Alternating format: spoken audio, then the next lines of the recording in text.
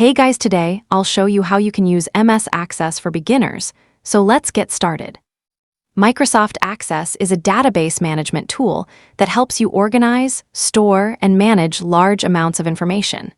It is commonly used for customer records, inventory tracking, employee data, and many other types of business information.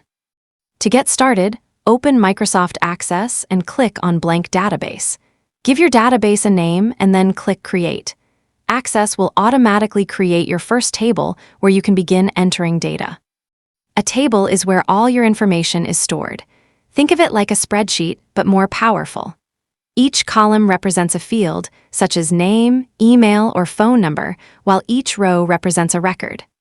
After entering some data, you can save your table and create additional tables if needed.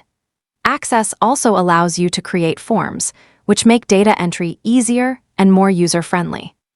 Another useful feature is queries. Queries help you find specific information quickly. For example, you can search for all customers from a particular city or view records that meet certain conditions.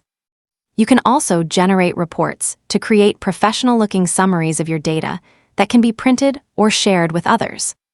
By learning tables, forms, queries, and reports, you'll have the basic skills needed to use Microsoft Access effectively and manage data more efficiently. That's it. I'll be back with more in the next video.